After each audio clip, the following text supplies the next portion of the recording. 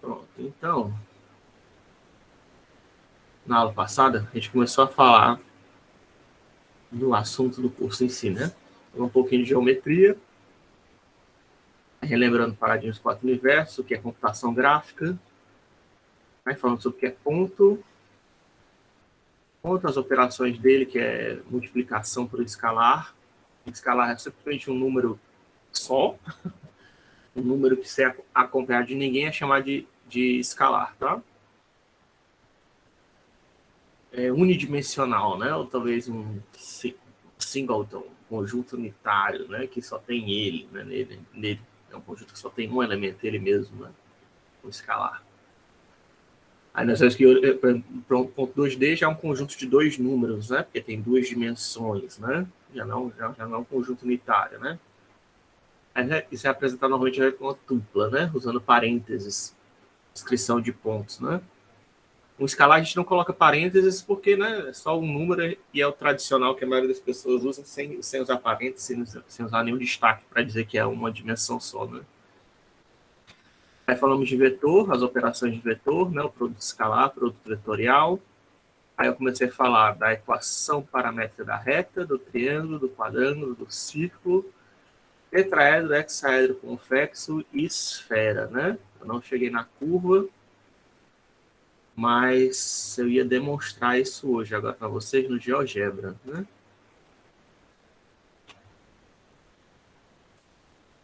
Que as equações de lá realmente funcionam, né?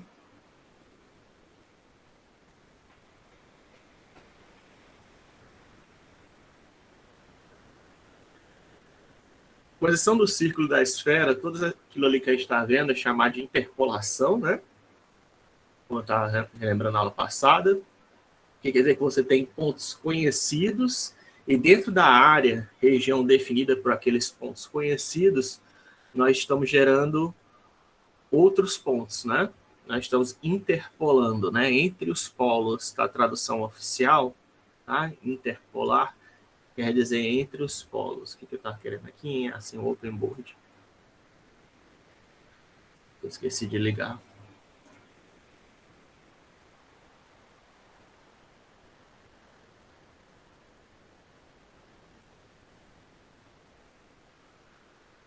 Não.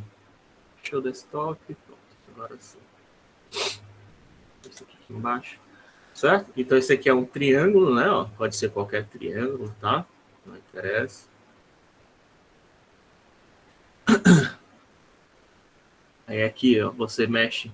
É chamada de interpolação bilinear, né? Porque você mexe, né, nas duas, em dois vetores, né? Ou duas direções para percorrer todo o volume do triângulo, né? Ó. Tá? Isso aqui eu mostrei na aula passada, mas só relembrando, se de repente tem alguém novo, né? Esse aqui tem a equação no slide, tá? Você não precisa decorar isso, pode só aplicar a equação do slide. Como é a equação do slide? É essa aqui, né? Ó, tá? O que quer dizer essa equação, professor? Isso serve para qualquer triângulo, tá? 3D, 4D, 5D, certo?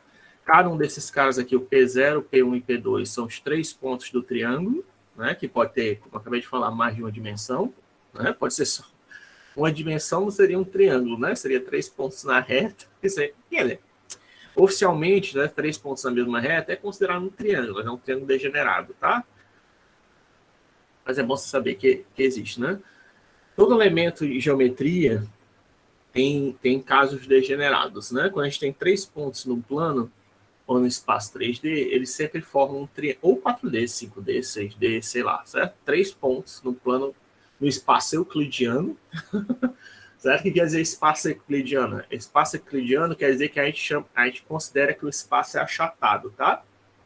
Quer dizer que a menor distância entre dois pontos é uma reta. Sempre você fala isso, que a menor distância entre dois pontos é uma reta, quer dizer que você está no espaço euclidiano, que é o tradicional que vocês aprendem no segundo grau, tá? Então, se você está no espaço euclidiano, né, 3 pontos em qualquer espaço euclidiano sempre formam um triângulo, tá?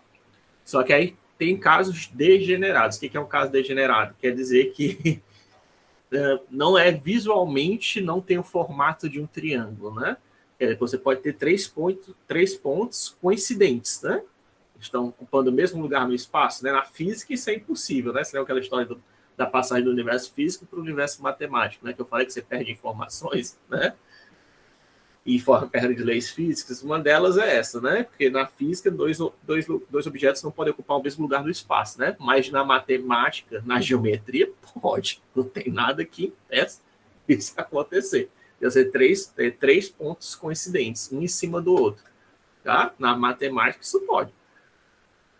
Enfim, aí 3 pontos um em cima do outro, isso é chamado de um triângulo degenerado, né? Se esses 3 pontos estão conectados. E é por...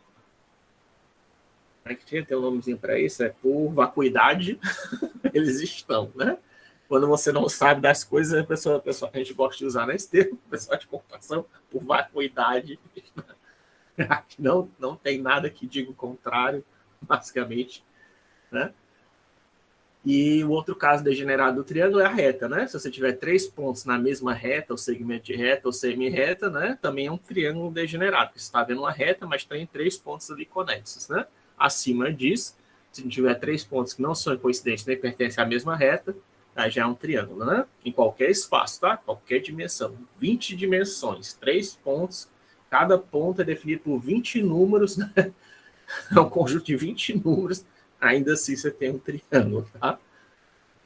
Se for espaço euclidiano, tá? Porque existem outros espaços. E é bom só saber que isso existe, tá? Isso está sendo isso é uma área de pesquisa, né? Tem gente que está tentando até importar isso para a computação gráfica, que talvez tem algumas aplicações, né? Principalmente para a realidade virtual, você não considerar o espaço euclidiano, né?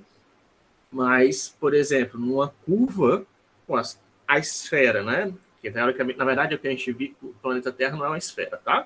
Mas a gente considera que o planeta Terra é uma esfera. Existe a geometria esférica, né? Quer dizer que todo espaço é curvo. Se você considera que todo espaço é curvo, a menor distância entre 2 pontos não é uma reta, é uma curva, né? Isso num espaço curvo, quer dizer que não existe nada mais além do que aquela superfície da esfera, né? Imagine que todo espaço existente no universo tá na superfície de uma esfera, isso é chamado de geometria esférica, tá? E aí, logicamente, não existe a reta, né? Num espaço desse, e existem outros espaços, né? Que são os espaços não euclidianos, que são assuntos normalmente que se interessa quem estuda por geometria acaba vendo esses outros espaços, né? E é interessante, se você tiver curiosidade, né? Você vê que vários conceitos e definições da física que a gente assume como verdade não funcionam, né? Nesses outros espaços. Não tem como ser verdade, né? Mas enfim. E aí, nesse caso aqui do triângulo, você tem 3 pontos aí, o P0, P1, P2, né? E esse α1 e α2, tá? Esses são valores que variam de 0 a 1, certo? Porque a gente são segmentos de reta, né? Na verdade, a gente está mexendo com 2 vetores, né? E o vetor, eu falei na aula passada, qual é a característica de um vetor? O ponto, né? Como eu falei, é só um conjunto de, sei lá, N números, né? Se tiver só um número, é um conjunto unitário, pertence a uma dimensão. Se tiver 2 números, é um conjunto, é uma dupla, né? Tem 2 números, conjunto de 2 números, com 3 dimensões vai ter 3 números e por aí vai. O vetor tem a mesma representação de um ponto, mas só que mas a definição dele é que ele é uma distância, ele possui ele pode ser considerado uma distância, mas ele tem um comprimento e uma direção, certo? Ele continua sendo representado por N números, de acordo com a dimensão que ele está, mas ele tem um comprimento e tem uma direção, quer dizer que ele está apontando para algum lugar e ele diz um deslocamento, é isso que ele fala, né, na prática, para onde é que eu estou indo e o quanto eu vou andar naquela direção. Essa é a função de um vetor, né? Para onde eu estou indo e quanto eu vou andar naquela direção. Pode ser deslocamento, pode ser velocidade, pode ser aceleração, né? Que aí diz quanto a velocidade está sendo incrementada, em qual direção. O mesmo vale para aceleração, vale para força, né? Em física vocês devem ter visto vários, acho que primeira vez que eu mexi bastante em vetores foi em física, né? E vocês provavelmente também devem ser o caso, né? Certo? E vetores, eles nos dão bastante informação de como elementos no espaço se comportam, né? Tá? E aí, no caso que eu botou interpolação bilinear, né? Nós estamos usando dois vetores, e o vetor, se eu quero andar só dentro do comprimento do vetor, eu limito, né, o parâmetro que controla a deformação do vetor entre 0 e 1. Eu lembrei o nome que eu estava tentando lembrar para vocês, né? Tem vários nomes para esses elementos de matemática, tá? Vetor enfim, a gente costuma chamar, na matemática, o pessoal costuma falar o quê? Escalar, vetor e matriz, né? Acima de vetor, quando você tem mais de uma dimensão, pode virar uma matriz, né? Porque o vetor você pode ter quantas dimensões você quiser, mas está sempre andando num sentido só, né? Um vetor linha, né? Um vetor coluna. Aí quando você ocupa duas dimensões com esses números, né? Pode ser organizado no formato de matriz, que a gente não vai ver nesse curso. E acima disso continua sendo matriz, né? Mas na física eles têm um conceito mais interessante, mais abrangente, que eu considero, né? Pelo menos. Não sei se na matemática eles também usam isso, né? Não tenho conhecimento. Pelo menos eu aprendi a primeira vez um livro de física, tá? É o conceito de tensor, tá? Nesse caso de tensores, que é isso que eu estava tentando lembrar na aula passada, tudo é um tensor, tá? Tudo. Não seja um número, vetor, matriz, eles não chamam de vetor, número, matriz. Eles chamam de tensor. É um conceito mais abrangente, tá? Qualquer dimensões, qualquer disposição dos números, tensor. Eu acho uma forma mais interessante de falar, né? Mas só por curiosidade para você saber que isso existe. Porque você permite até a vantagem dos tensores é que ele permite você agrupar vários vetores um em cima do outro, tá? Até vários sistemas de coordenada um por cima do outro. O tensor é capaz de lidar com esse tipo de interpretação. Vários sistemas de coordenadas um em cima do outro, ou vários vetores um em cima do outro, né? Dá uma forma de nomenclatura e organização melhor, pelo menos agora, né, que eu conheço. Mas, enfim. Aí aqui, no caso, tem 3 pontos, tem 2 parâmetros, α1 e α2, e eles estão variando entre 0 e 1, tá? Os dois. E aí você, por exemplo, aqui tem um que varia, né? 1 menos α1, o outro é 1 menos α2 vezes α1 e α1 vezes α2. Esses números aqui o professor descobriu por acaso? Não, descobriu por acaso. Eu descobri fazendo uma variação desses dois vetores, tá? Combinando esses dois vetores e usando qual fórmula? A equação paramétrica da reta, tá? Que essa aqui é que você tem que...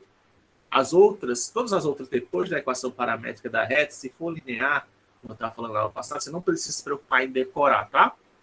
E essa daqui do triângulo, do quadrângulo, do círculo não, mas do tetraedro, do hexaedro e qualquer outra geometria formada por linhas retas são todas derivadas dessa equação, tá? Então você tem que...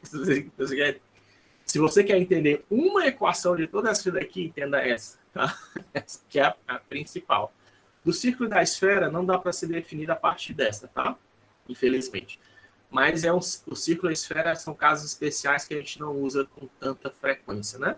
Felizmente, né? Então, dependendo do que você tá, a gente usa, tá? Vamos dizer, 95% das vezes você está lidando com objetos formados a partir de retas, tá? Quando você estiver lidando com algum formato a partir de esferas ou elipsoides, né? Aí você vai mexer naquela equação do círculo ou da esfera, tá? Mas, em geral, é sempre retas. Tanto aqui é algoritmo de tática de Paulo César, quer falar alguma coisa?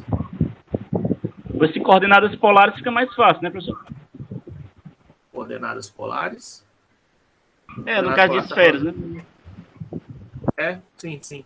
Esferas e círculos, né? Você pode usar coordenadas polares. Eu acho que é isso aqui, eu estou usando, não? Enfim, não sei se você viu já os slides, né? Mas, enfim. É também chamada de equação paramétrica da esfera ou do círculo. Tem várias nomenclaturas que você...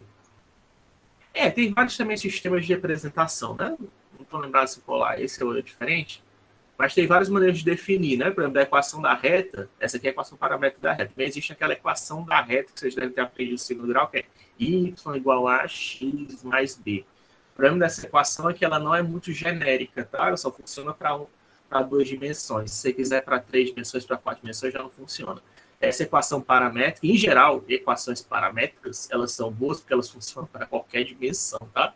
Qualquer dimensão dos seus dados, seja um D, 2D, 3D, 7D, 20D, você pode usar essa mesma equação, tá? A equação da reta sempre é essa, independente da dimensão que você está trabalhando. Se existe uma reta no espaço que você está trabalhando, essa equação funciona. Certo? E ela é o quê? É pegar um ponto, né? Um ponto de origem e somar, né, com um vetor multiplicado por um escalar, tá?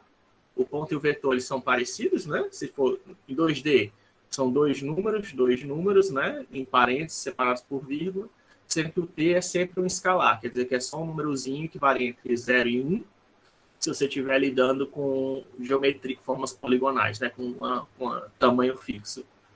Aí eu falei na aula passada, se for de menos infinito a mais infinito, é uma reta, se for de 0 a mais infinito ou de 0 a menos infinito, é uma semi-reta. E o mais comum para a computação gráfica é de 0 a 1, quer dizer que você está trabalhando com um segmento de reta, ou com vetor, né? Ou com algum polígono, né? Essa é a equação básica, né? E da partir dela você consegue derivar essa do triângulo, fazendo o quê? Justamente a combinação desses dois vetores. Até para ver que tem um U aqui, né? Que eu usei, que é o mesmo U que tem na equação paramétrica da reta. Que aí você fazendo a combinação dos dois, você consegue chegar nessa fórmula, tá? Não é misteriosa.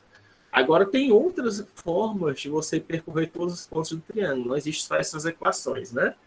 Existe, por exemplo, a equação que eu falei, a baricêntrica, que usa áreas, né? Só que aí áreas é mais chatinha, porque usa produto vetorial, na minha opinião, né? São formas mais complexas. Mas existem outras maneiras de você percorrer todos os pontos do triângulo. O que eu estou dizendo é que se você tiver polígonos ou poliedros, né? Poliedros é o caso de polígonos, são polígonos tridimensionais, né? Polígonos ou poliedros formados por faces ou segmentos retos, você pode derivar, percorrer todos os pontos que estão neles usando a equação paramétrica da reta. Na verdade, usando vetores, né? Porque a equação paramétrica da reta usa vetores, né? O ponto seria o vértice, né? Mas você imaginar assim, isso aqui é o vértice de algum polígono, isso aqui é o vetor, que é a direção que você está andando, que é o lado do polígono, por exemplo, e aqui é quanto você vai andar naquele lado, né? Vai variar de 0 a 1.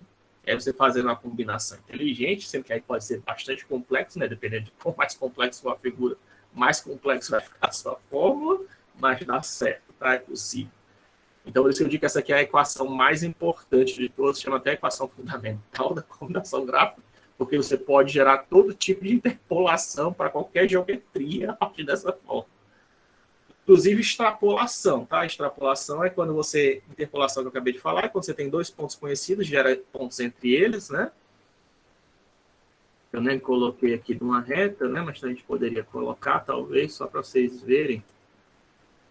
Eu normalmente eu nem salvo isso, né? Porque é tão bestinha. Mas sim, você coloca dois pontos, tá? Aí eu vou criar aqui uns... deixa eu colocar aqui um magnifier para vocês verem. Então, eu criei dois pontos, tá? No GeoGebra, E e F. Tô clicando aqui, K, e criei dois pontos.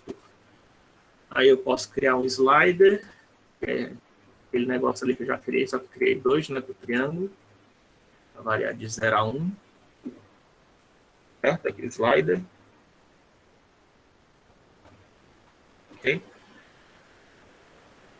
Deixa eu unir esses dois pontos com um segmento. Pronto. Aí agora eu posso fazer o quê? Eu posso usar do mesmo jeito aquela fórmula, tá? Ó, E vezes 1 menos T mais F vezes T, tá? Que é a equação da reta, né? Tá? Aí gerou um ponto G, ó, né? Que é uma combinação de E e de F, que aí conforme eu mexo T, né, ó, o valor de G anda entre os dois pontos, tá? Esse aqui é o básico, né, da reta. Eu não mostrei, né? Na passada que vocês já partiu do triângulo, mas esse aqui é o caso mais baixo, né? E e F está gerando um G. O G, se eu clicar em cima, ele mostra a equação dele, ó. Que é exatamente aquela que está no slide, tá vendo? Ó? 1 menos T vezes E, mais F vezes T, né? Esse G aqui tá de bobeira. E vezes 1 menos T mais F vezes T, né? Vai fazer a combinação e vai gerar o ponto G. E aí eu consigo pegar qualquer ponto entre E e F, tá? Imagino que isso aqui deve ser o suficiente para você convencer que se eu fizer isso de uma forma inteligente, né? eu combinar duas direções, eu consigo fazer para que percorra, né? Toda a área de um triângulo, né? Ou de um quadrilátero, né? Não sei se você falar disso. Quadrilátero. Tá? Aqui tem um pontinho P, ó. Aí também tem duas dimensões, que é bilinear, ó. Estou sempre andando em linha reta, conforme eu mexo nas duas, né? Vejo que sempre que eu mexo num dos parâmetros, ó, estou andando em linha reta, tá vendo?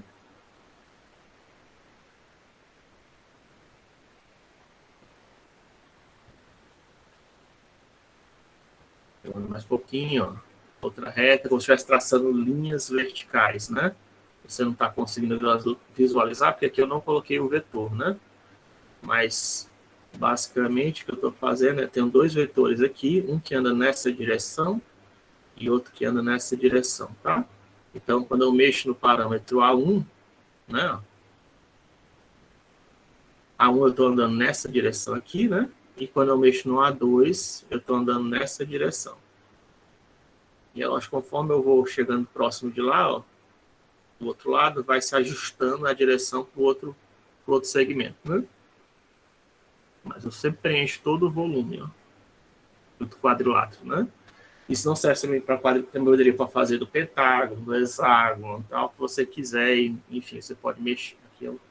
Aqui no caso do ar, é um ponto fixo a partir do qual eu desenho o quadrado, né? Tá? Mas, ó, funciona, tá? Continua funcionando. Ó, linha reta, eixo, né? Só mudei os vetores de geração, né? Mas continua sendo, fazendo interpolação normal. Só tem que tomar cuidado, né? Porque se fizer isso, né? Aí isso aqui é o quê? Um quadrilátero degenerado, que eu estava falando para vocês, né? Aí o ponto foi para fora, né? Aí, nesse caso aqui já não dá certo. Por quê? Porque você está no caso de um quadrilátero degenerado, né? Do mesmo jeito que você pode ter um triângulo degenerado, quando você tem 3 pontos coincidentes ou 3 pontos na mesma reta, você também pode ter um quadrilátero degenerado, que são o quê? Que são, apesar de você ter 4 pontos e 4 lados, a gente não reconhece mais aquilo como um quadrado, tá? Ou um quadrilátero, né? Ele não tem mais a aparência visual de um quadrilátero, aí ele perde muito das propriedades dele, tá? Ele, no caso aqui, ele começa a agir com 2 triângulos, né? Se você quisesse fazer interpolação aqui, eu teria que fazer a interpolação desse triângulo e a interpolação desse triângulo, né? Não dá mais para usar a fórmula do quadrado, né? Ou não dá para usar só 2 vetores, né? Se você quisesse talvez usar 3 vetores, talvez desse, né? Talvez faça uma fórmula com 3 vetores, mas aí já fica mais complexo, né? Não precisa, para 2 dimensões, usar 3 vetores. Mas, enfim, nesse caso aqui é chamado de um quadrilátero degenerado, porque você tem os 4 lados, mas só que você não, os ângulos internos, né, por exemplo, não somam mais, ainda são 360, mas você tem um ângulo que é côncavo, né? É um ângulo mais do que 180, certo? Então, você é chamado de, tem um nomezinho, não sei se é quadrilátero bumerangue, eu chamo de bumerangue, eu acho.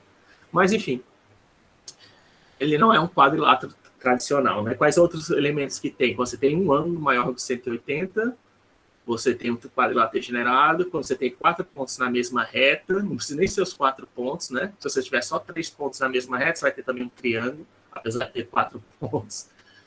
Ou seja, o quadrilátero ele pode ser degenerado em 2 triângulos, né? Que é esse caso. Em um triângulo só também dá para fazer. Em uma reta ou em um ponto só, né? Pode ter os 4 pontos coincidentes, certo? Então, tá vendo que toda vez que a gente aumenta a geometria, começa a aparecer mais problemas, né? Quer dizer que o pentágono ele pode ser degenerado em um quadrado, em um quadrilátero, em um triângulo, em uma reta e um ponto. No hexágono, ele pode ser degenerado em um pentágono, em um quadrilátero, em um triângulo, em uma reta e um ponto, né? E por isso não é muito bom. É por isso que as pessoas tentam fazer modelos 3D, o quê? Usando só triângulos ou quadriláteros, né? Acima disso já começa... Se bem que até tem, né? A gente estuda isso como curiosidade matemática, mas vai ficando cada vez mais complexo, tá? Conforme você aumenta as dimensões. Não é de estranhar, né? Conforme aumenta as dimensões, a quantidade de pontos. Mas o quadrilátero ele é mais interessante e preferido por modelo, apesar de triângulo ser o padrão, né? Para placas de vídeo gráfica atualmente, o quadrilátero ele é mais interessante, Porque ele define naturalmente um sentido, tá? Uma ordem. Qual é a ordem? Ah, ainda tem esse problema aqui, ó. Isso aqui não pode acontecer com o triângulo também. Esqueci de mais uma. Que isso aqui você criou um polígono convexo, né? Certo? Você está fazendo linhas que se cruzam, mas não tem vértice ali no meio, né? E só dá para acontecer com o quadrado. Com o triângulo isso nunca acontece, tá? Você tem nem ângulo, um vértice com ângulo mais 180, nem ter polígonos completos. Todos os triângulos são simples, por padrão. E é por isso que as pessoas começaram a trabalhar com triângulo, né? No início da computação gráfica. Só que a diferença do porquê quadrilátero a pessoa tenta desesperadamente usar quadriláteros, porque ele define uma direção natural, certo?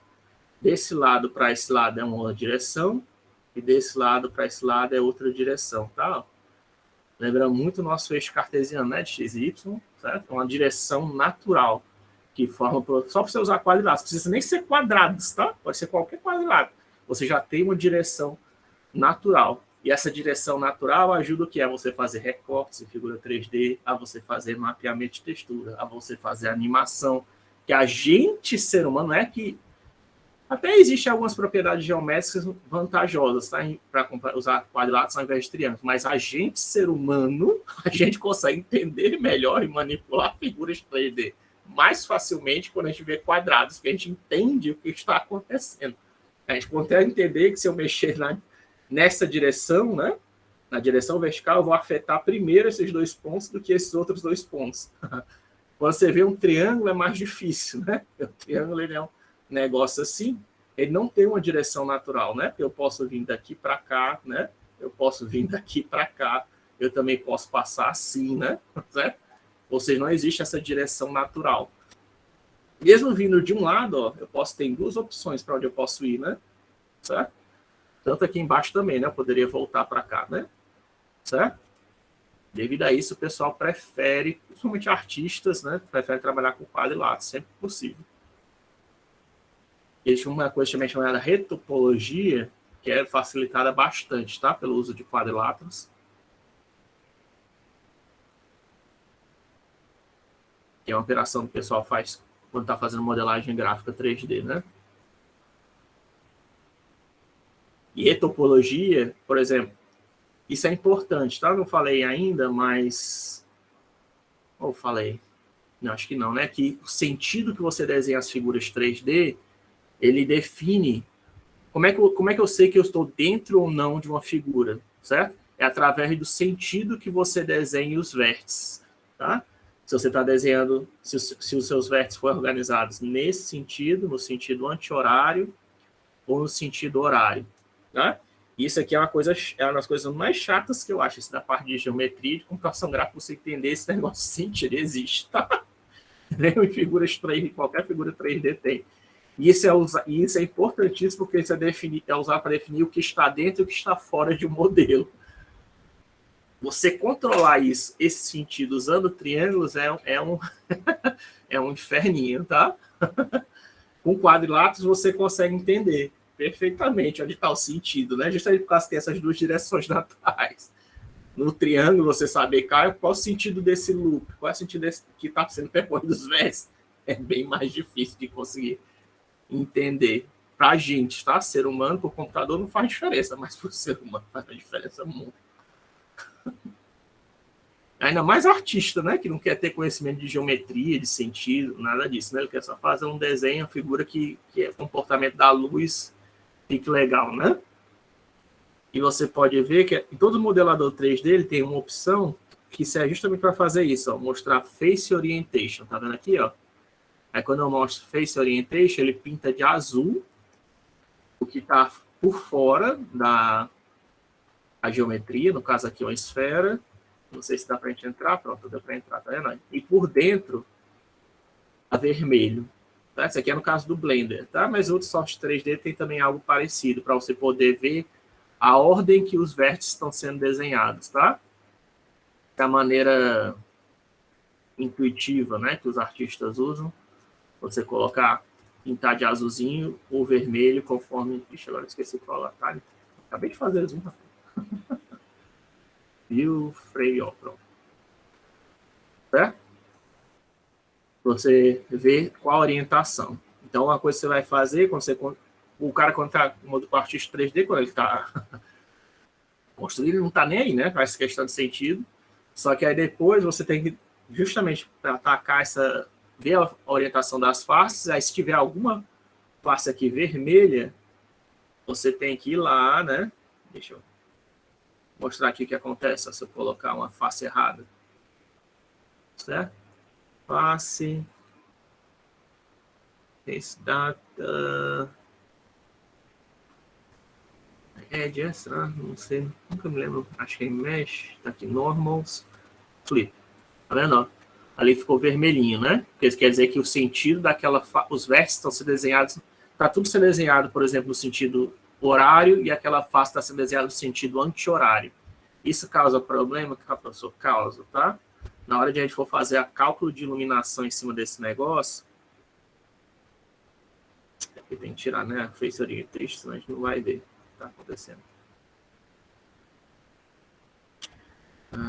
Tem que colocar uma fonte de luz aqui, talvez. Light point. Que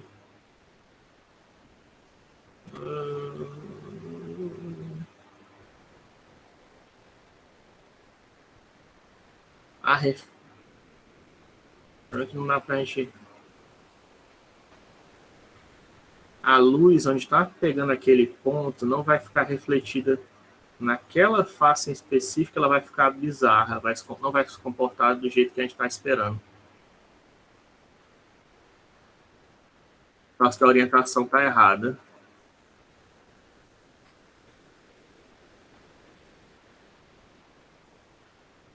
Aqui parece até tá dando certo. Não sei se é porque está no viewport.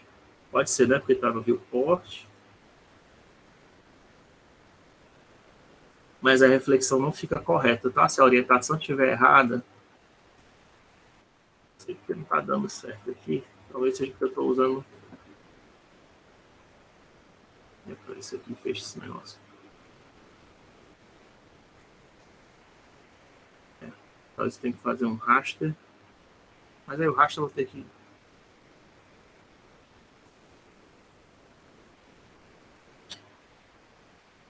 Enfim, porque o vetor normal ele é usado para o cálculo de luz, tá? E aí, em vez de pintar de branco, ele vai pintar de preto, vai fazer o sombreamento na face. Na hora de rasterização, na hora da visualização também era para estar aparecendo, não sei porque está dando errado aqui não. Está dando errado o erro. Mas isso aí não é o normal, né? Como eu disse, aí você tem que fazer essa correção.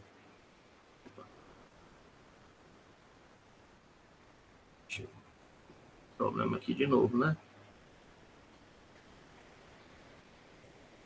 Certo? Eu vou preparar isso direitinho. Às vezes, preparando o exemplo ao vivo. É um caso de erro, né? Que acontece quando devido à iluminação, a gente vai ver isso. A equação ou então o Blender está fazendo cálculo de iluminação diferente, né? Também. Mas o cálculo de iluminação tradicional usa a normal, né? Talvez aqui para o viewport ele não esteja usando a normal para fazer o cálculo de iluminação. Mas o cálculo de iluminação depende da normal, que é um vetor que a gente ainda vai... No caso, o vetor normal, especial, ele esteja apontando na direção da câmera. Se ele não estiver apontando... Ou então para fora do modelo, né? Se ele estiver apontando, não estiver apontando na direção da câmera, ele vai ficar escuro. Se ele também estiver apontando para dentro do modelo em vez de para fora, ele vai gerar um número negativo e também vai gerar uma face escura, tá? Isso aí eu já sei que isso ainda tem no Blender, que isso aí eu já vi acontecendo. E aí você vai colorir o modelo e aparece uma mancha escura no seu modelo, sendo que você tacou luz em cima, né? Tem uma luz em cima, do jeito que eu estava fazendo, e você vê uma parte escura do seu modelo.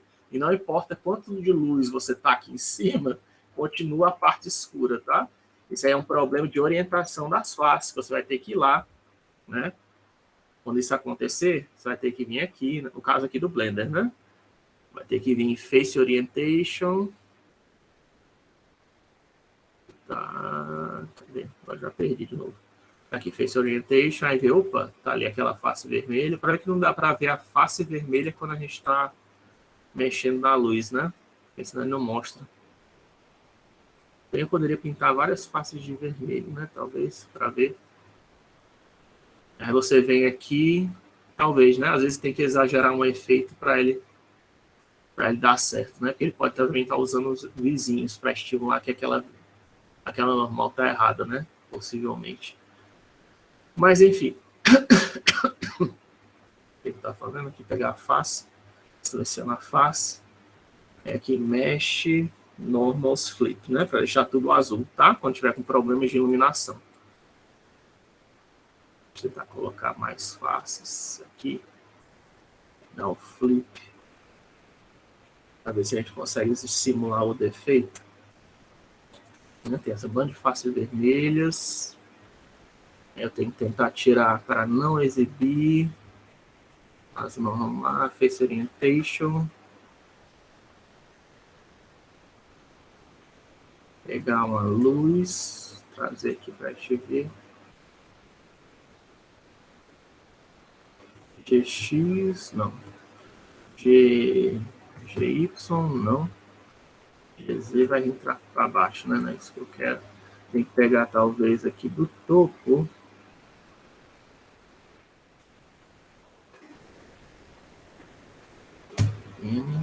Cadê o meu widget? Meu widget sumiu, tá aqui. De cima. Agora eu também já não me lembro onde é que tá as faces normais, né? As faces com problema. Ai, ai. Enfim, eu preparo esse exemplo melhor para vocês, tá? Depois, quando eu fazer aqui em tempo real, tá difícil. Mas dá um problema de iluminação, tá? Se as normais não tiverem na renderização, né? Dependendo de qual equação de iluminação que você estiver usando, rasterização, ele vai gerar faces escuras. Não estou conseguindo... Pelo menos aqui no viewport, né? Não estou conseguindo gerar o defeito para mostrar para vocês.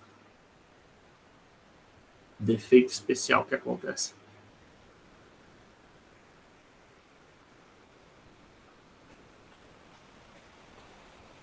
Enfim, aí aqui no quadrilátero, voltando, né, o assunto de hoje que eu queria demonstrar, das linhas, depois do... Tem não aqui? Acho que é esse hexaedro, o hexaedro convexo que tem um negócio. Hexaedro. Aqui no hexaedro a gente tem 3 pontos, tá ali o R lá no meio, ó. Aqui eu mexi em 3 direções, eu vou andar numa face para outra. Aqui ele, né, ó. Se você olhar ali para ele, ó, tô andando numa face para outra, um A2, né?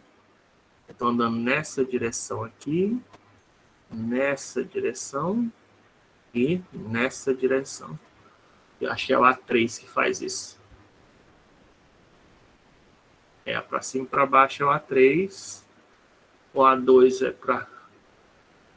No sentido X, eu acho que é o verde é o X, o Y, não tenho certeza. E aí o A1 é na outra direção. São as 3 direções, né? Isso aqui é a interpolação trilinear, percorre um hexaedro qualquer, tá? Você pode mexer aqui nos pontos também. Do mesmo jeito. Se bem que isso aqui é por causa do GeoGebra, tá? Que ele tem essa... Ele tem uma maneira de construção que deixa esses pontos fixos, né? É a maneira de construção que eu usei para fazer no GeoGebra, não é porque aqui não posso usar essas fórmulas que eu usei, não. Se você quiser ver a fórmula em si, eu vou passar isso aqui para vocês, está aqui, né? Você pode ver como é que eu estou gerando, né? Esses aqui são os 3 parâmetros, P e R. Aí você clica em P, você vai ver a equação de... Essa equação. Por que não está mostrando ali no Zoom, cara?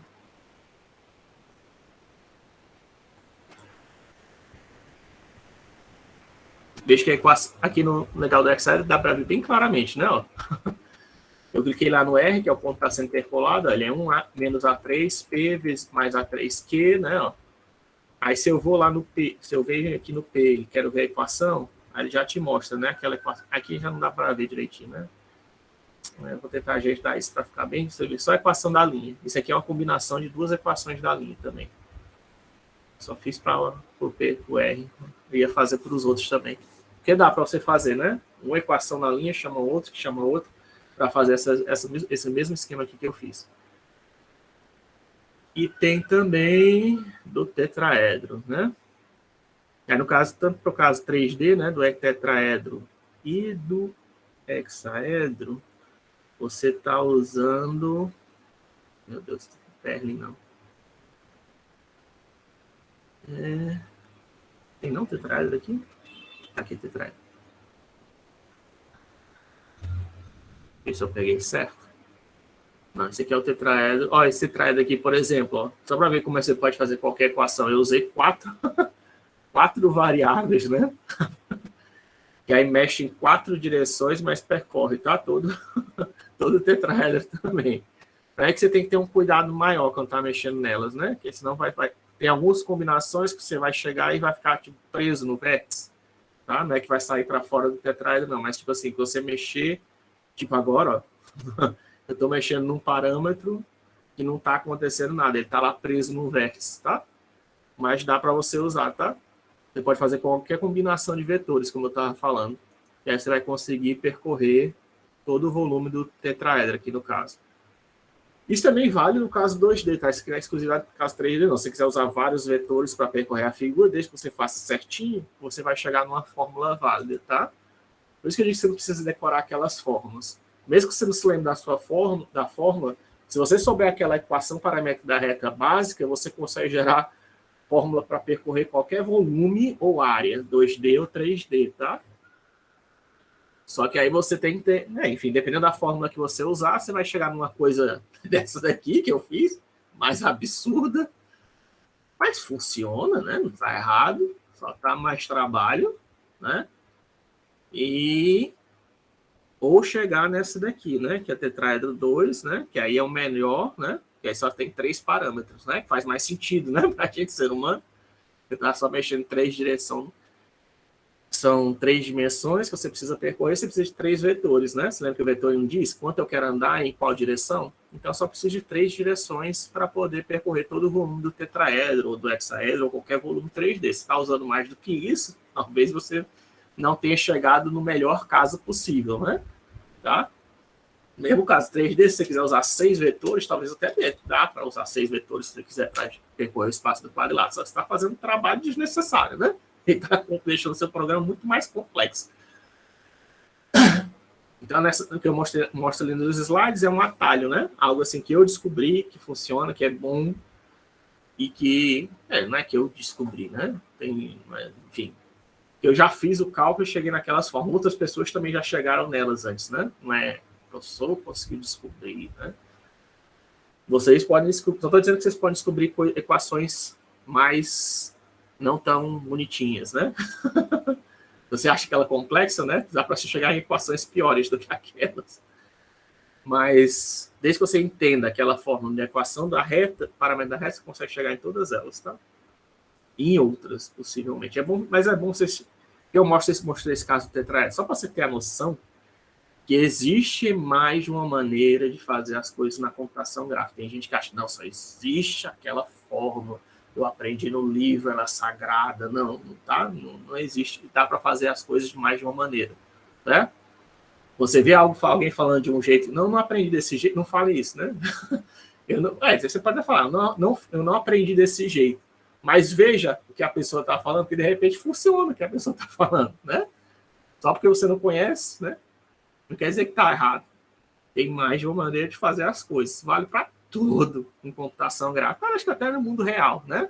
Só os problemas mais bobinhos que a gente aprende no segundo grau é que só tem uma solução, só tem um jeito de fazer. Mas no mundo real, que é o que vocês vão participar, que eu participo, né?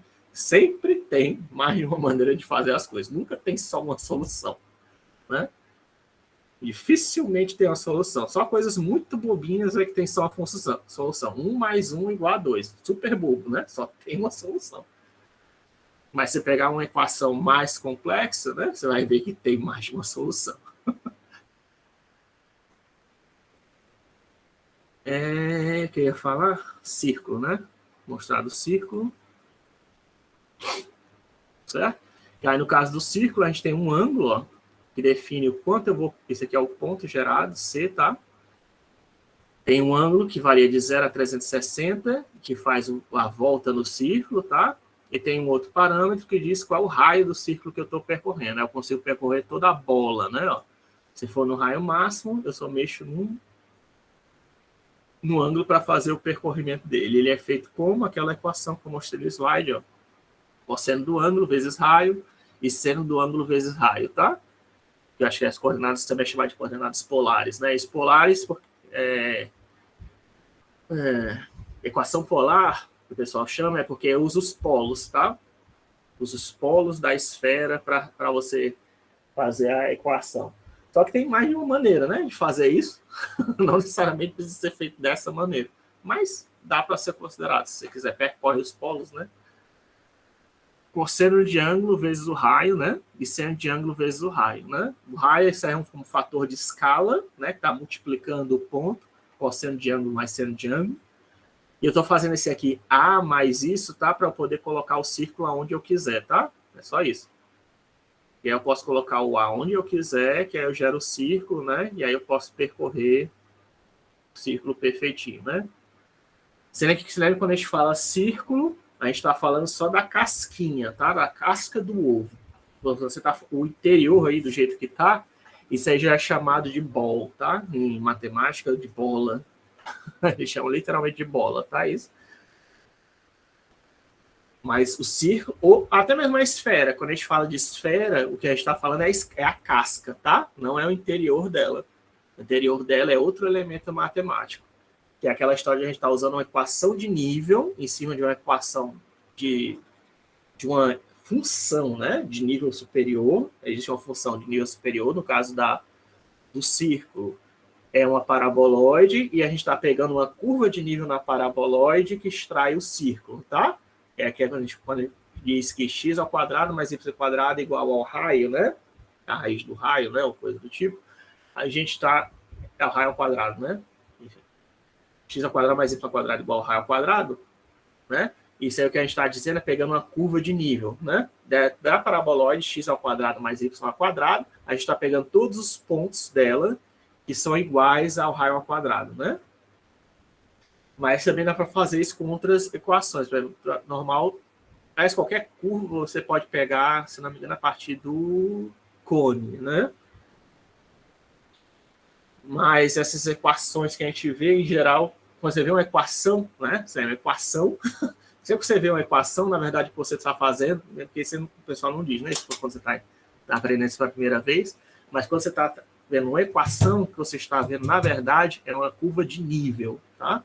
Você está pegando a curva de nível de uma função de dimensão superior.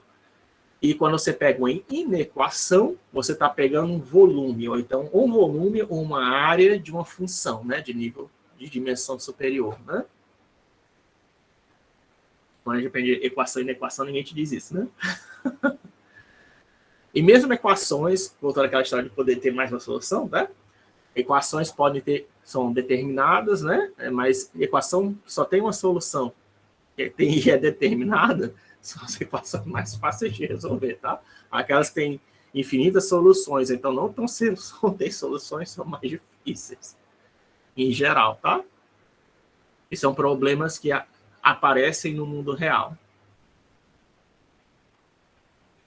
E faltou mostrar quem? A esfera, né? Eu vou até anotar isso aqui. Quem me deixou? To do, né? Erro de iluminação, só para não lembrar. Senão, eu sei que vocês às vezes não me lembram. Iluminação na esfera, eu coloco no comentário do vídeo depois. Para vocês poderem abrir o arquivo do Blender e verem. Stop, erro, to do, né? To do list. Para lembrar depois, deixa eu ver só o nome errado. Aqui, ó. Uf. Faltou mostrar a esfera, né?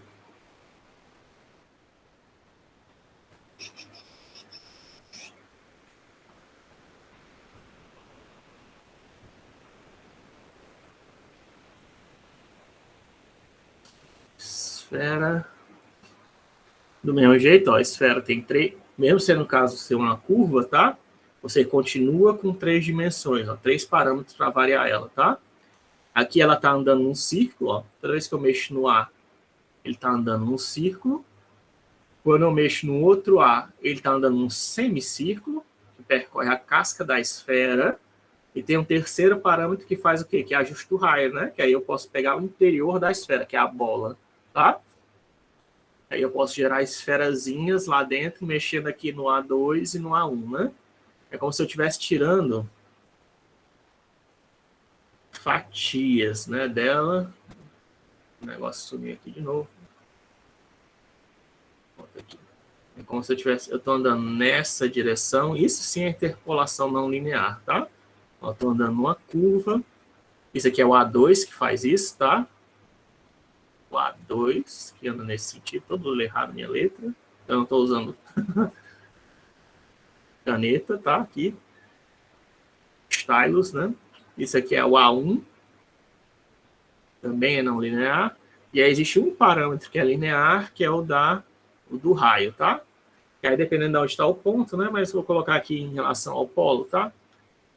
Podia ser qualquer direção, na verdade. Onde tiver o ponto, ele vai ter uma relação linear que ele aumenta ou diminui em relação ao centro, tá? Isso aí é o raio, né? São as 3 dimensões que a gente mexe. O raio A1 e A2, que é o ângulo 1 e ângulo 2, no caso da esfera. Tá? Isso aqui esses todos os arquivos aqui do GeoGebra eu vou passar para vocês poderem explorar e mexer à vontade. Vocês podem clicar aqui, só clicar em cima do ponto, tá? Que está sendo gerado. No caso aqui, o nome do ponto é o ponto P, eu acho. Aí no ponto P mostra qual é a equação que eu estou usando, que é a mesma do slide, tá? Você pode implementar isso em qualquer linguagem que você queira, C, Java, tá? Não precisa usar necessariamente o GeoGebra, mas o GeoGebra é um programa gratuito e eu acredito, ainda mais eu que sou da computação gráfica, né? Eu acredito muito no poder da visualização. Você enxergar o que está acontecendo te ajuda melhor a compreender o que está acontecendo, do que só ver eu, o professor, falando blá, blá, blá, blá, blá, blá, blá, né? Você pega ali, pega aquela equação pronta, mesmo que você não entenda a equação e começa a mexer nos parâmetros, você vai ver, é isso que está acontecendo, olha que legal, que bonitinho que acontece. Você consegue ter uma compreensão melhor, tá? Qualquer elemento da geometria, até da matemática, tá? As primeiras coisas que eu achei fascinante, né? Da computação, foi quando eu peguei uma equação, uma parábola, né? E aí tinha o que? X ao quadrado mais ax ao quadrado mais bx mais c, né? E eu peguei um programinha, foi um professor até de pedagogia que me mostrou isso pela primeira vez. O professor Aires me mostrou isso. E aí você mexia nos parâmetros, você podia ver a parábola se deformando. Eu fiquei, caramba, coisa legal, cara. Nunca nenhum professor me mostrou isso. Se alguém tivesse me mostrado isso na época que eu aprendi parábolas, eu ia ter uma compreensão muito maior sobre parábolas. E o GeoGebra permite você fazer esse tipo de coisa, tá? Fazer essa manipulação com objetos 3D, geométricos, funções, você consegue compreender muito melhor do que está acontecendo, tá? Porque você só tem a noção abstrata, né? Ao ver aquela fórmula que você aplica Bhaskara, né? Achei as duas raízes. É muito chato de fazer, né?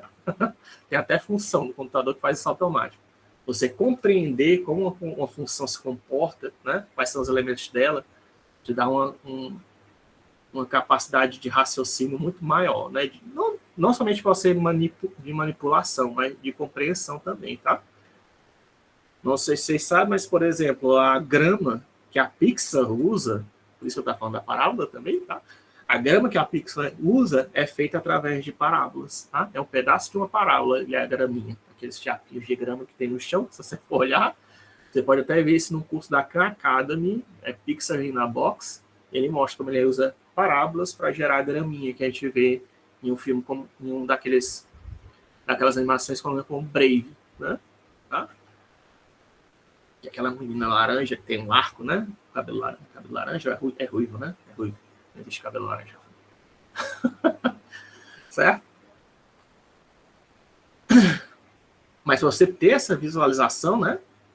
Que você pode usar uma parábola para gerar grama, você primeiro tem que entender como a parábola se comporta. Isso eu tenho certeza que nenhum de vocês aprendeu no segundo grau, como é que a parábola se comporta conforme você mexe nos parâmetros. Isso aí só você fazendo um programa de computador, ou então vendo um programa de computador que permita manipular os programas A, B e C, né? Do x ao quadrado mais 2x mais c. Ou então você ter essa noção, que por isso que eu falei da aula retrasada, né? Ou foi aula retrasada, passada? Retrasada. Que aí falou da questão da modelagem matemática, né? Você vê como é que um objeto, no mundo físico, que no caso é a grama, vira uma fórmula matemática, que é no caso uma parábola, e como eu uso aquela parábola, como é que eu discretizo aquela parábola, né? E pinto ela para gerar um objeto 3D na tela do meu computador, né? Que aí eu posso, de repente, interagir com o vento, enfim, posso fazer várias manipulações em cima dela, mas eu tenho que fazer uma discretização, né, daquele objeto, porque a parábola ela tem infinitos pontos, né? E aí no computador eu não posso usar todos aqueles infinitos pontos da parábola para gerar a grama, né? Eu tenho que primeiro definir um intervalo só da parábola que eu vou usar, um intervalo finito, né?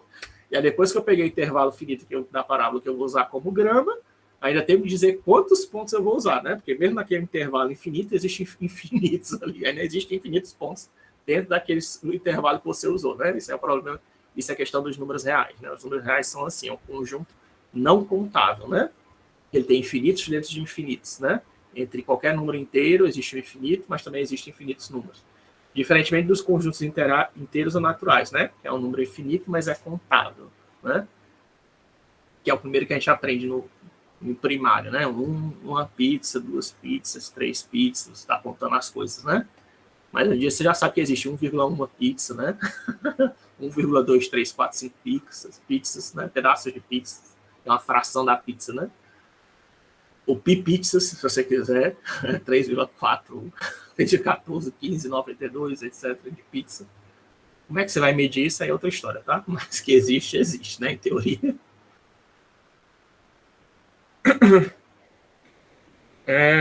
Sim. Isso é só para demonstrar a prática, né? Da interpolação, a importância da interpolação. Lembrando que interpolação, você está sempre gerando esses pontos, né? Entre os pontos conhecidos, né? Eu conheço os 4 pontos do quadrado, eu conheço os pontos que definem a esfera, eu conheço os pontos que definem o triângulo e eu gero pontos entre eles, tá? Isso é chamado de interpolação. Extrapolação é quando você sai para fora daquilo, tá? Você sai da área conhecida, você vai para a área desconhecida, que é o que o pessoal de economia mais adora, tá? Eu até falei daquela questão que é para você tentar prever como é que o valor de uma ação vai subir ou cair, se a quantidade de mortes, uma doença, no caso do Covid, vai aumentar ou decrescer. Você está fazendo extrapolação dos dados. Tem os dados que eu conheço, e a partir dos dados que eu conheço, eu tenho que ir para fora, né? Para o futuro, para tentar prever o que vai acontecer baseado no passado, né? Em geral, né? Se você está próximo dos dados, tem até uma precisão, tá? Tem até uma grau de certeza envolvido. Mas se você está muito longe dos dados que você está analisando, aí já começa cada vez mais a aumentar o grau de incerteza, né?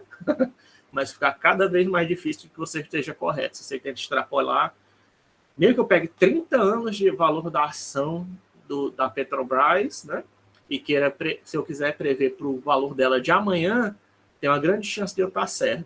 Agora, se eu pego para prever daqui a 30 anos como é que vai estar o valor da ação da Petrobras, já tem uma grande chance de eu estar errado, né?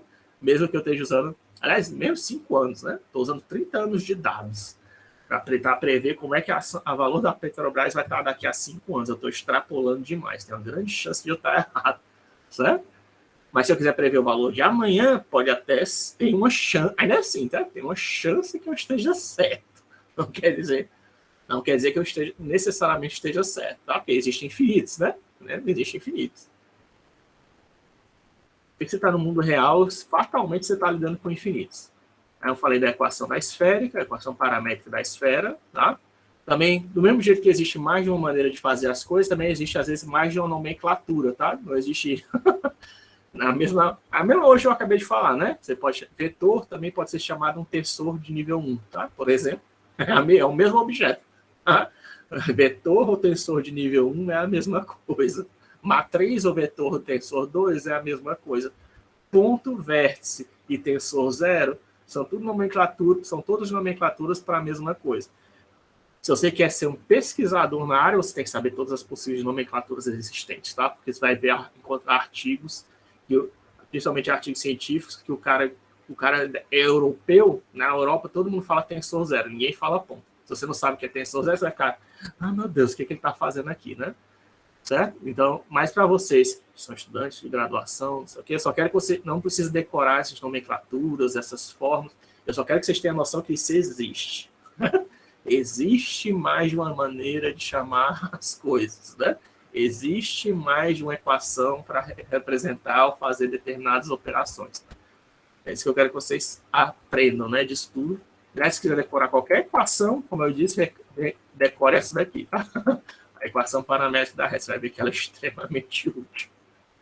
Ou somente para a questão de geometria, tá? Ela tem outras aplicações também. Inclusive, uma coisa que você pode fazer com aquela, ainda usando aquela equação paramétrica da reta, são equações de curva, por incrível que pareça. Se você combinar duas equações de paramétricos da reta, dependendo da maneira que você fizer, você pode percorrer o triângulo, como eu acabei de mostrar na aula de hoje, mas você também pode criar uma curva, tá? Dependendo da maneira que você usa aqueles dois vetores, certo? Isso é chamar a curva de Bézier quadrática, tá? Tradicional.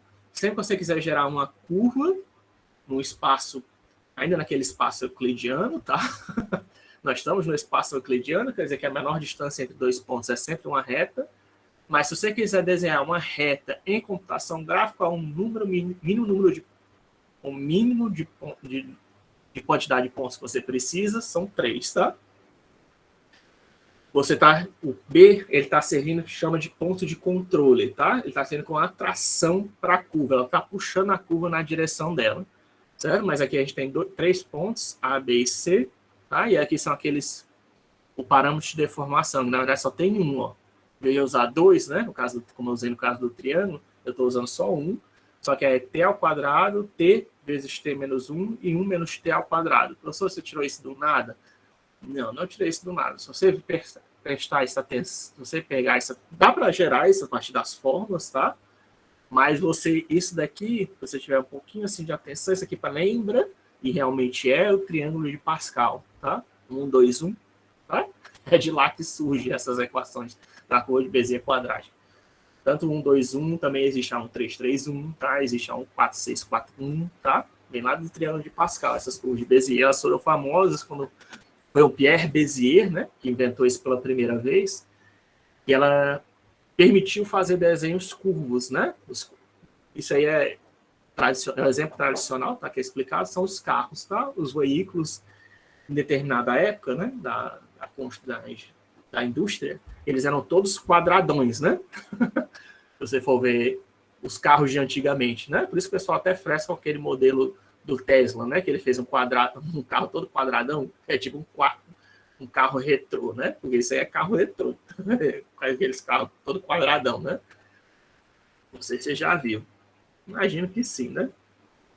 Mas se não, a aula também é cultura, né? Cadê? O Tesla, né? Esse carro aqui, né? Não. Quadrado. Ele aqui, né? Ah. Aqui, né? Isso aqui é um carro, tá? De verdade. O pessoal até frescou que foi o filho dele que desenhou, coisa do tipo, né? Todo quadradão assim. Os carros de antigamente seguiam, não eram tão quadrados assim, tá? Isso aqui até o Tesla exagerou. Mas eles não tinham curvas, tá? Em geral, a posição do pneu, né? Obviamente. Mas isso aí, quando é que isso mudou? Quando é que a gente começou a ter esses carrinhos mais bonitinhos, né? Tipo, sei lá, BMW, né? Começou a ter carrinhos assim mais redondinhos, né? Quando justamente o Pierre Bézier, ele trabalhava inclusive para a indústria automobilística, descobriu essa questão da curva, tá? E ele descobriu essa curva o quê? Provavelmente mexendo naquela equação da reta, tá? É isso que eu estou dizendo, aprendam ela, né? Você vai ver que dá para gerar uma porção de coisas a partir dela. Porque você pode, se eu não me engane, não sei se eu vou conseguir aqui fazer aqui ela. Exatamente como é que é a intenção, mas é A vezes T mais 1 menos T vezes B, será que é isso? Não,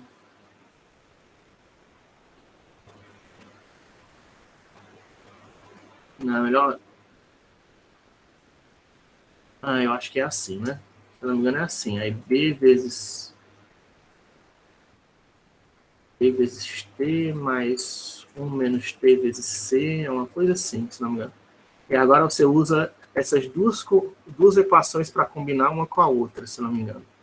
Tipo, tem essa equação aqui, tá? Que teria fazendo a interpolação de A entre B e depois entre B e C, tá? Que é aquela equação da reta normal. Só que isso aqui vai gerar um ponto e isso aqui vai gerar outro ponto, né? São dois pontos. Aí eu pego esse ponto, faço a interpolação entre ele e entre esse cara aqui de baixo. Se eu não me engano, é isso, né? O menos T. Tá? É exatamente isso. Eu descobri aqui de novo. Ao vivo, olha que coisa legal. Nem sempre dá certo quando eu tento gerar uma fórmula ao vivo. Mas hoje deu. Graças a Deus. Então, AT mais um T menos B, né? Aí BT mais um T. BT que é o B vezes T, né? Tá? Só para não confuso. A vezes T mais um menos T vezes B. Esse aqui é justamente o ponto de controle, né? Aí B vezes T mais um menos T vezes C. Isso aqui são dois pontos daquela equação paramétrica da reta. E agora, combinando com a terceira interpolação, T vezes o menos um T, isso vai dar justamente quem? Essa nossa equaçãozinha aqui, ó. Pode reparar, né? Que vai dar T ao quadrado vezes A, 1 menos T vezes B. E aqui vai dar o quê? 1 menos T vezes B, que vai dar justamente 2 vezes T menos T vezes B. E aí 1 menos T vezes 1 menos T ao quadrado, né? C, certo? Ou seja, é só a equação da reta, equação paramétrica da reta, acabei de mostrar para vocês, aplicada 3 vezes, você gerou o quê? A curva de interpolação de Bézier, que é essa fórmula aqui. Precisa decorar essa fórmula? Não precisa. Você sabe a equação da reta e você sabe como é que os elementos, como construir os elementos, você consegue chegar a ela em qualquer momento, em qualquer lugar, em qualquer linguagem que você esteja usando. Tá? E usa só 3 pontos. Cadê eu tenho aqui a curva Bézier, está na cúbica, talvez? Não, aqui é só a cúbica. Será que eu tenho ela? Tem aqui a quadrática. Ó, a Bézier quadrática. Aí eu tenho B, ó. Conforme eu mexo o B, ó, a equação puxa. É a mesma equação, tá? Tá aqui ela definida para vocês, ó. AT ao quadrado, mais BT, 1T, 2, né? 1 menos T ao quadrado, variando entre 0 e 1, né? Que aí gera essa curva aqui. Aí eu posso mexer no A, ó, tá? Posso mexer no C, ó. Veja que ele sempre vai em direção ao B, né? Mas o que a gente está fazendo aqui? A gente está fazendo a interpolação trilinear, né? Em 2 dimensões. Aí, como a gente fez uma interpolação trilinear, por isso tem que tomar cuidado, né? Como é que você faz a sua interpolação? Usando sempre a equação paramétrica, você pode chegar numa curva, né? Certo? Pode chegar numa curva, você pode chegar também na equação que percorre o triângulo, né? Nesse caso aqui, não vai ser a equação que percorre o triângulo, tá? Porque você nunca vai... A gente nunca consegue colar em B, ó. A não ser que eu faça uma reta, né? Se eu fizer uma reta, que é um triângulo degenerado, aí beleza, né? Mas se não, ó, eu nunca consigo chegar lá no C, certo? A não ser que também faça coincidente, né? Mas, em geral, ó, não consigo chegar lá no B, porque o B ele serve como ponto de atração, né? Se tivesse... Né? Aqui, no caso, estivesse mexendo numa corda, né? Dá para você usar... Isso aqui já dá para fazer uma animaçãozinha, né? Com isso, ó. E pode ser uma corda de uma guitarra e o cara tá tocando, né? Na corda, ó. Não é que é uma animação bem tosca, né? Que talvez servisse só para... Talvez infantil, né? Mas... Ou então, se estiver distante, ninguém vai perceber, né? Você não precisa fazer essa vibração toda, é só um pequenininho assim, ó, ninguém ia notar. E já é o suficiente para fazer a animação do cara, de repente, tocando a corda, né, no violão. Sendo que aí, na verdade, o ponto de toque estaria por aqui, né? E a mão do cara estaria aqui, né? Aí faria um negócio assim, né? Tá? Se fosse fazer a animação de um cara tocando violão, né? Mas muito provavelmente é assim que eles fazem, tá? Fazer essa animação, porque na realidade, né, os efeitos no mundo físico, eles funcionam, esses efeitos de vibração do som, da vibração na corda, ela funciona através de uma função exponencial. Só que funções exponenciais crescem, decrescem muito rapidamente. Representar elas no computador é difícil.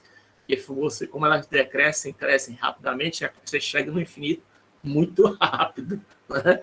Então é melhor você usar tipo uma equação Bézier, né? Ou algo que simule, né? Ou então fazer alguma aproximação a partir de série de Taylor, né? Só para ficar parecido, né? Não para ficar igual, não. E tem a Bézier cúbica, né? O problema da Bézier quadrática, você deve ter percebido, eu espero fazer aquela manipulação, eu vou passar isso para você, mas fazer aquela manipulação é que não dá para fazer laço, né? Você tenta de toda maneira fazendo laço, o máximo que você faz ali, não sei se dá para fazer uma coxinha com aquilo, acho que não, ó. Não dá não. Acho que não. Será que dá para fazer uma coxinha? A gente pode tentar, não. Quando colocar o C em A, ele vai virar uma reta, né? Não dá não. Não dá para fazer a coxinha, não. A não ser que sim. Não fica não. Dá para fazer um cara sorrindo, né? Talvez. Um sorriso. E o sorriso, né? Mas para fazer para você poder fazer uma curva, né? Você precisa da Bézier cúbica, tá? E a Bézier cúbica é o que é mais usado, tá? Você pegar 4 pontos você pode fazer uma interpolação, né? Para percorrer o quadrilátero, né? Como eu estava falando. Mas também você pode usar de novo, só usando aquela equação paramétrica da reta, você pode combinar ela do mesmo jeito que eu acabei de fazer agora para a Bézier quadrática, só que agora você gerando essa voltinha, né? Esse laço, né? Isso aí, em geral, para figuras polinomiais, você não quer que isso aconteça, né? Como eu falei, mas para curvas, isso pode ser necessário, né? De repente, você está querendo modelar uma montanha russa, né? Você precisa fazer essa curva, né? Aí, se você pensar em Sonic, né? Jogo tradicional, que tem o loop, né? Quando o Sonic surgiu, isso foi uma das coisas mais impressionantes, tá? Você não conhece Sonic, que é aquele ouriço azul, mas acho que você conhece, né? Teve um Sonic filme recentemente. Na época que o Sonic surgiu, a coisa mais impressionante que tinha era esse loop aqui, né? Loop Sonic. Esse aqui, né? Ele fazia esse loopzinho aqui, ó. Aqui tá até melhor. Certo? E aí o Sonic vai lá e ele percorre a janela.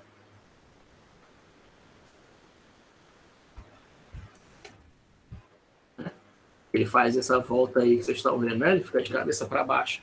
Nenhum jogo 2D fazia isso, tá? Todo jogo 2D da época só anda em linha reta. Era bonequinho andando em linha reta. Seja Mario, o que você quiser aí. Era só linha reta. O Sonic foi o primeiro que deixa fazer um negócio mais, né, diferente. Ele anda na parede, né? Ele sobe também. Tem várias coisas que ele consegue fazer. Ele consegue correr em superfícies em direções diversas. Agora em 3D, aliás, no Sonic 3 ele até fazia uma espiral, inclusive.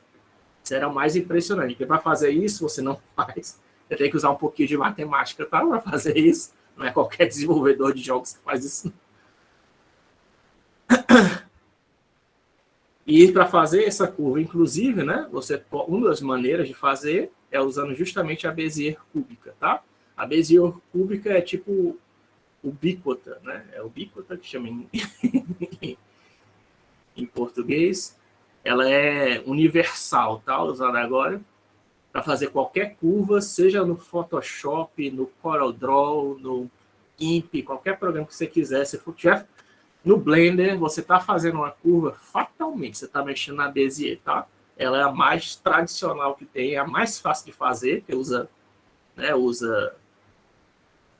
justamente a pirâmide de Pascal, né? É fácil de lembrar ela, porque existe a NURBS, que também é muito famosa, tá? Não vou deixar de mencionar a NURBS. Mas o problema é que se eu perguntar para qualquer cara que mexa com NURBS, qual é a equação da NURBS? Escreva aí a equação da NURBS. Ele não consegue, tá? Porque é uma equação recursiva. É uma equação recursiva e não é fácil de memorizar. Se ele responder, parabéns, né?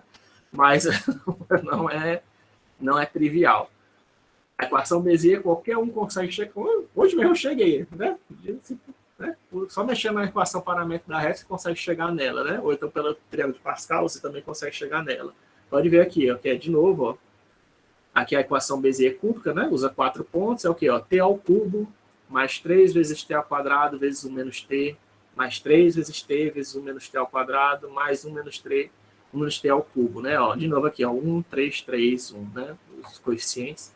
Ou seja, de novo, triângulo Pascal, ou binômio de Newton, né?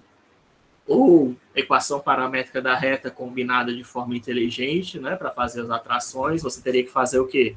O que a gente teria que fazer aqui? Teria que fazer a interpolação entre A e B, B e C, C e D, são 3 equações, né? E depois teria que combinar esses pontos, né? Uma vez que você pegasse esses 3 fatores, aí é combinar um com o outro com o outro, daria o quê? Mais de 2 e por fim uma, né? Então vai ficar 3, é isso? ABC é 3, 2, 1, você precisa de 6. 6, se eu estiver fazendo cálculo aqui errado de cabeça, tá? Que eu tô fazendo, de cabeça, o professor também erra, tá? Mas de cabeça que eu tô fazendo, você precisaria de 6 equações paramétricas da reta, né? 6 equações paramétricas da reta, né? Que no caso do eu demonstrei aqui hoje, que você com um hexaedro e com um tetraedro, só 3 já é o suficiente, né? 3 parâmetros. Aqui você precisaria de 6, né? 6 parâmetros, todos iguais, né? Obviamente. E aí você chegaria nessa fórmula daqui, né? E aí você faz a Bézier cúbica. Ah, professor, mas eu consigo fazer mais de uma curva, né? Por quê? Porque o cara, quando a gente quer fazer mais de uma curva, ou mais de um laço, o que as pessoas fazem? Elas concatenam as equações de Bézier, tá? Você pode concatenar, claro, né? Em vez de eu fazer mais de uma... Em vez de eu usar a equação Bézier pêntica, né, ou héxica, ou coisas do tipo, é mais fácil, né, mais fácil você controlar o que está acontecendo se você colocar várias equações Bézier cúbica, uma do lado da outra, né? Certo? Ou então Bézier quadrático também, se você quiser. Várias equações Bézier quadrática, aí você sabe que tem só um ponto de controle para cada curva, né? E aí você pode mexer facilmente para onde cada curva está sendo orientada, né? Se for uma Bézier quadrática, a Bézier cúbica também é a mesma coisa, né? Só que a Bézier cúbica ela permite você fazer esse laço que a quadrática não permite você fazer, porque a cúbica é mais comum. E é fácil, tá? Para que uma função seja contínua com a outra, basta que os dois últimos elementos, aqui no caso 6D, sejam os mesmos elementos iniciais da próxima curva, tá? E aí você garante, né, que vai ser sempre... Né? Se eu usei ponto A, B, C, D para fazer a Bézier cúbica, aí eu agora uso CD e crio os pontos EF para criar a próxima Bézier cúbica. Depois eu agora uso os pontos EF com ponto GH para que a outra Bézier cúbica. Se você fizer desse jeito, você vai garantir que todas as Béziers são contínuas, tá? Que são suaves. É uma coisa que a gente busca, né? Em computação gráfica, que sejam suaves, porque aí você não consegue ver problemas de alias, né? Que são aqueles serrilhadozinhos, né? Que eu falei, acho que eu mencionei na primeira aula, né? A questão de alias, né? Você lembra que a gente está sempre, quando a gente está na computação gráfica, a gente tem sempre estar pintando quadradinhos na tela, né? Pixels. E esses quadradinhos, eles geram uma coisa que, em inglês, o pessoal chama de jegs, tá? Não é jeg, tá? É jegs. Jegs desse negócio aqui, tá? Esse aqui é o nome informal para aqueles serrilhadozinhos, tá? Em inglês. E aí, o anti-aliasing, né, o anti-alias, ele serve justamente para combater esses jegs, que pode acontecer sempre que você faz uma curva, tá?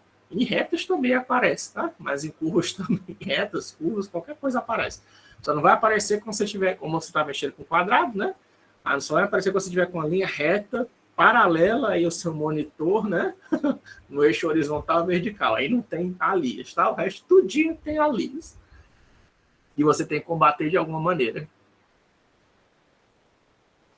Os jegs, né? Que o pessoal chama. Ou serrilhado em português, se você quiser. Aí, Bézier cúbica. Não demonstrei ela. Que horas são? Hoje foi só demonstrar. Eu vou só terminar. Na aula que vem eu termino esse slide. Na aula que vem eu tenho segunda-feira, né? É segunda-feira. Mas só para mostrar que essa equação paramétrica da reta, só aqui para a gente... Eu vou falar isso de novo na segunda-feira, tá?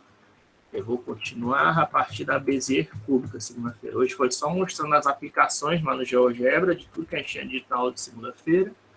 E agora fiz a demonstração do que eu expliquei na segunda-feira.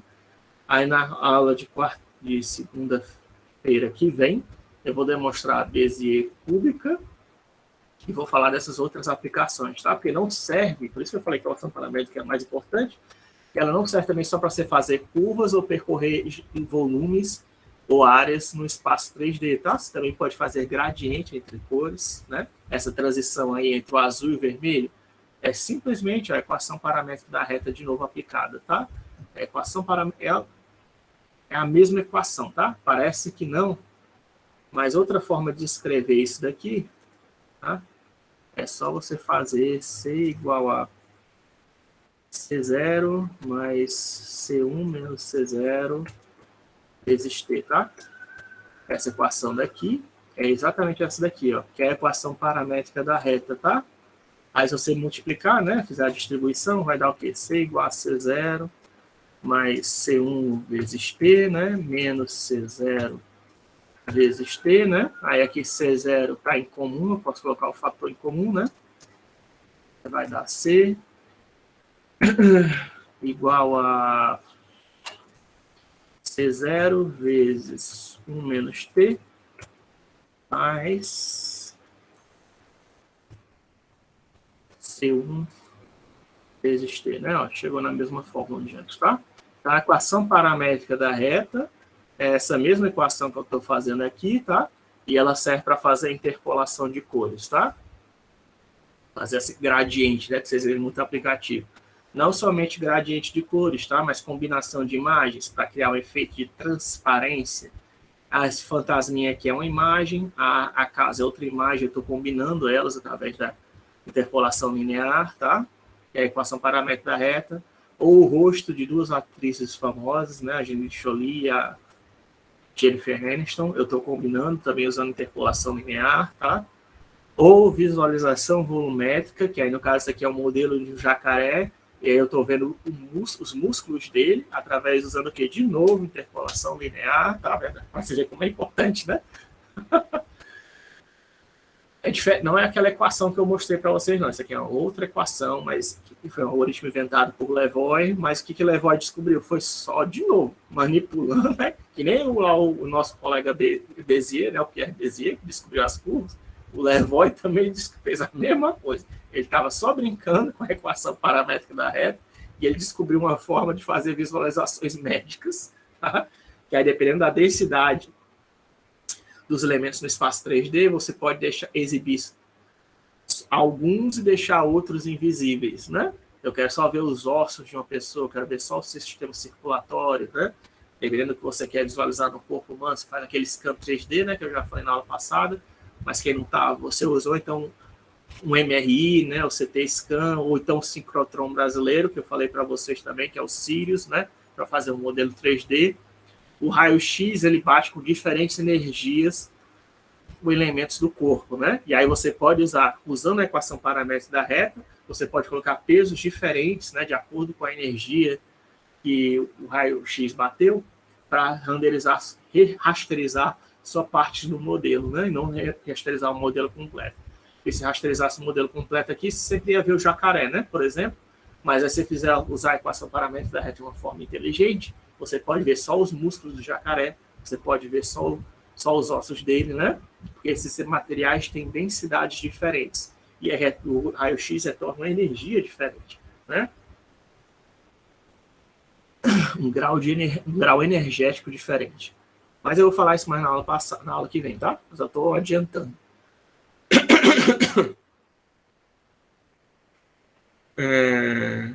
Ou então, deixando vocês ansiosos, né? Pela próxima aula, tentando, né? Enfim. Eu vou agora parar a gravação e fazer a chamada.